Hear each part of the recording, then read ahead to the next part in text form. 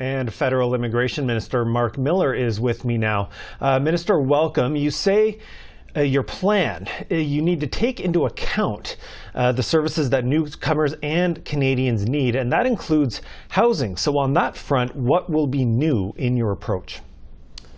Well, I think what we announced today is the fruit of some work that has been done over the last since February, where we've engaged the Prime Minister Sean Fraser, rightfully engaged a wide segment of society to see what we are doing and how we are properly reflecting, these historical levels into what Canadians are needing, which is obviously, immigration, which has been the wide consensus in Canada for a long time, but how we're reflecting increased concern with planning, with the way the department is working, and sort of a strategic look at what we can do better as we go into the next years with, I would say, winds that have turned a bit against the consensus that we have seen largely in Canada about immigration. And I'd hasten to say this is not about xenophobia, although we sometimes hear some of that, but it is about Canadians telling us to get our acts together, to be more planned, be more coordinated. So what I take home for that, in my department foremost,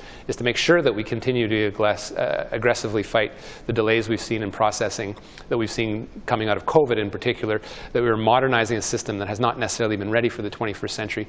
And then that we're doing something that we haven't really done all that well, which is coordinating with our partners in the provinces to properly match supply and demand, and in the context of foreign credential recognition, that's entirely in the jurisdiction of provinces, of planning in and around health and housing.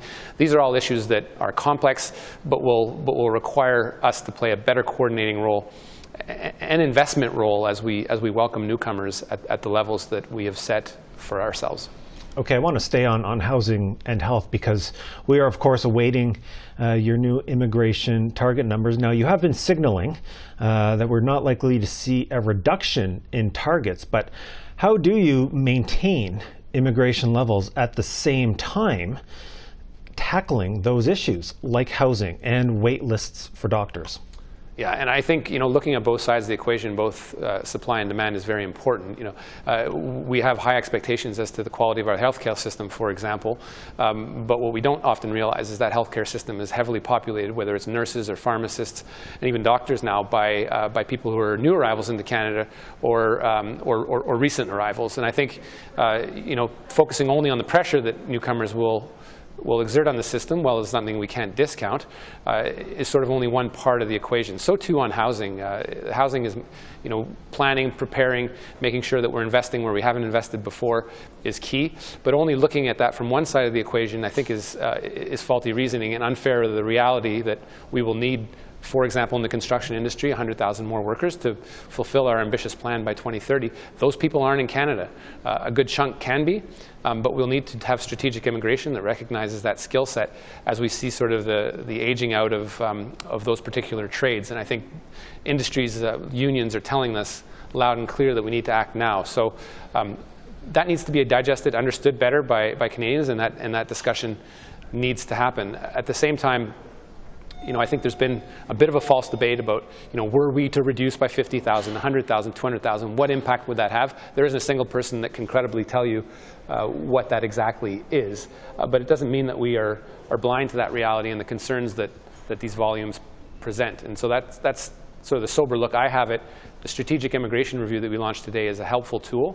But I think as a government, we have to be more attentive as to what these volumes imply for Canada and be sensitive to be able to react a little more nimbly than we have in the past. Okay, so you've mentioned construction workers just there as one category of worker in Canada's labour market. Now, part of what you're announcing today is talking about better aligning the immigration system with job needs in Canada's labour market. So can you be a little more specific for us? What will that look like in practice going forward? Sure, a couple things, Andrew, and it's things that we're working on, whether that's increasing the points we attribute to skilled trades as we welcome Canadians, being a little, we've often seen the demand in the economy and we've matched it abroad with hope. So these people have all these skills, they come here and realize they're barred from the industry because they don't have the qualifications. That's not the right way to do things. So that is a larger discussion on recognition of foreign trade credentials in the construction area. There's some provinces that are doing some good work. regardless of their political leanings, but also a suite of measures that we could put into place and that I haven't fully examined with my department yet, but I'm willing to share with you, whether it's regularizing people that have fallen out of status here that have those skilled trade set and are here, bringing them back into status so that they can work above board or in an area where you need people. Actually allowing people to transition from temporary foreign worker to permanent residency, so you don't stick people and have them stuck in this addiction to temporary foreign workers that we have that is having some perverse consequences on the economy in terms of wage depression, in terms sometimes of exploitation, which isn't the rule but does exist. So addressing a number of things at once that make it a little more seamless for people to come in. My colleague Sean Fraser announced an enhanced pathway for people to come in from the trades.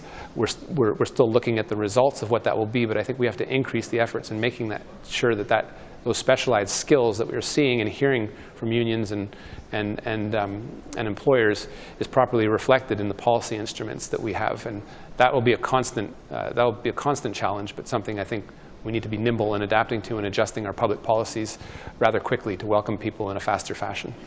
All right, Marc Miller, Canada's Minister of Immigration, thank you so much for your time on this. Thank you, Andrew.